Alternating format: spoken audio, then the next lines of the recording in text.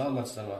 Бүгін түскі асқа гаусси дайындаймыз. Бізге бірінші керегі 600 грамм фарш, сиыр етін, 250 грамм күріш, тәтті болгар бұрышы керек, капуста, 1,5 шай қасық тұз, 3 түйір чеснок, 4 түйір лавр жапырағы, 1 шай қасық қара бұрыш.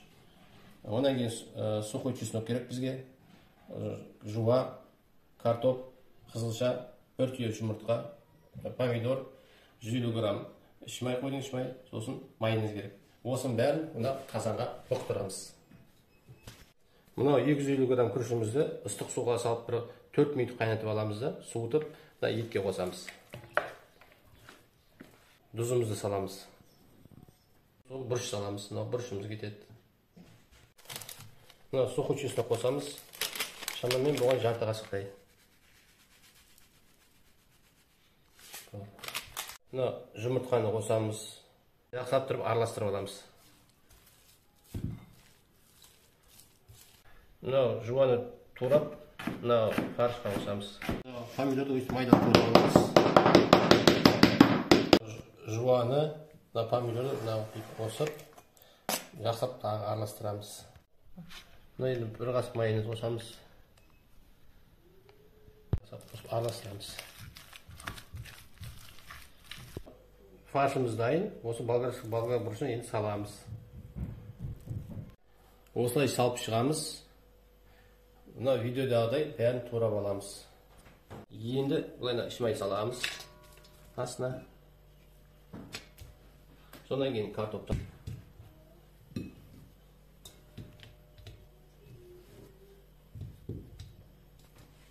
Помидор. Қызылшаны саламыз. Лавр жапырағын саламыз. Чеснок саламыз. Жуаны саламыз. Шай қасықпен 1 қасық тұз саламыз. Осылай капустаның жапырағымен жауып шығамыз. Енді үстіне болгар бұрышын салып шығамыз.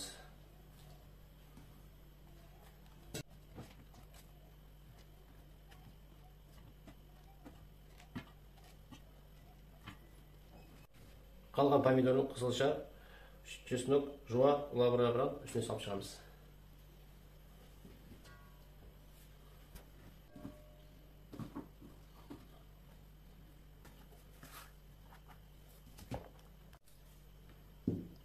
Лавр жапырағын салып шығамыз. Сосын тағы да жарты қасық тұз саламыз. Жарты қасық тұз саламыз. Қайтадан енді үстіне тағы қалған капустаның жапырағын жауып шығамыз.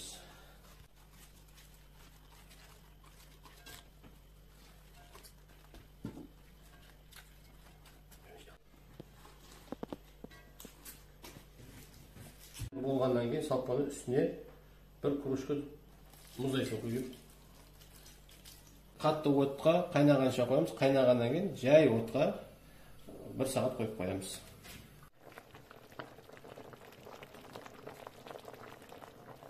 Bizim гаусиміз дайын. Осылай ыдысқа салып, дастарханға қоямыз.